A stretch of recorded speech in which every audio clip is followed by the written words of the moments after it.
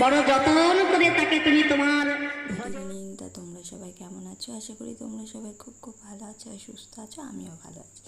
আর এখন আমি যাচ্ছি ড্রয়িংয়ে।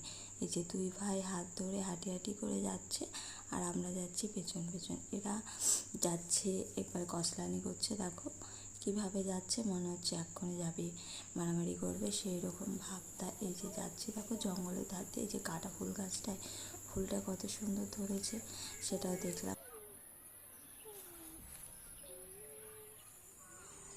রাস্তাটা মেন রাস্তা না, বাইপাসের রাস্তা দিয়ে যাই। এদিকে সব বাড়িঘর হচ্ছে, বেশ ফাঁকা ফাঁকা রাস্তাটা। এই দিকটা দিয়ে আসি কারণ এদের দুই ভাইকে ছেড়ে দিয়ে যাওয়া যায়।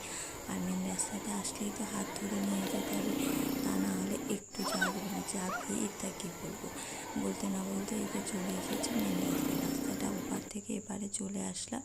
আর তখনই দেখো বাবুর হাতটা ধরে নিয়েছি, কারণ আর একা ছাড়া যাবে না। ওই রাস্তাটায় একা ছাড়া যাবে, কিন্তু এই রাস্তায় আর কোনো রকমভাবেই একা ছাড়া যাবে না। আর বাবু দাদার সঙ্গে যাব বলে দেখো বারবার পেছন দিকে তাকাচ্ছে, আমি ওর হাতটাও চেপে ধরে আছি যে না। আর এই যে চলে এসেছি ড্রয়িংয়ে এসে বাবুকে ক্লাস আঁকতে দেওয়া ছিল। স্যার ক্লাসটা ছবি এঁকে দিল আর বললো এরকম করে আঁকছে। তা আমাদের ড্রয়িংও শেষ হয়ে গেছে, শেষ হয়ে যেয়ে আবার বাড়ি যাওয়ার পালা। আবার সেই পাশের রাস্তাটা দিয়ে যাচ্ছি, তাই ওদেরকে ছেড়ে দিয়ে সন্ধ্যাবেলায় চলে গেলাম কীর্তন শুনতে। তা কীর্তনটা তোমরা সবাই শুনে নাও। আর আশা করি আজকে ভিডিওটা দেখতে ভালো লেগেছে। ভালো লেগে থাকলে লাইক কমেন্ট শেয়ার করে দিও।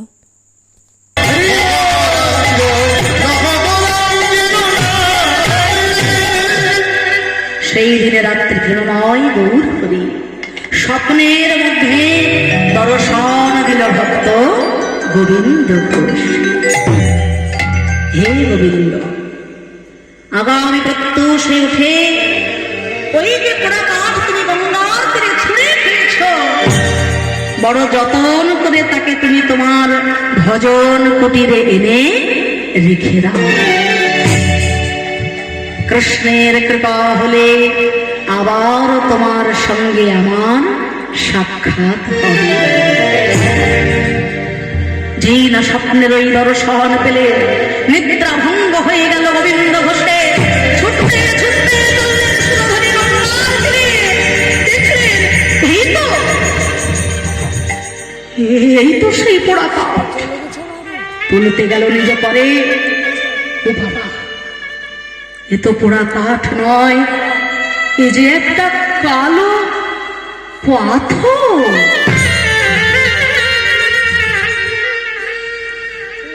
যে পোড়া কাঠ আমি গতকাল নিজের হাতে ছুঁড়ে ফেললাম তীরে, সেই কাঠ রাতারাতি একটা পাথর কিভাবে হলো জানি না। যা করো গৌরাঙ্গ হরি। ওই কালো পাথর মাথায় করে নিয়ে এলো গোবিন্দ ঘোষ ঘরে। একদিন কথা মতো প্রেমময় গৌর হরি এসে দাঁড়ালেন গোবিন্দ ঘোষের আঙিনা।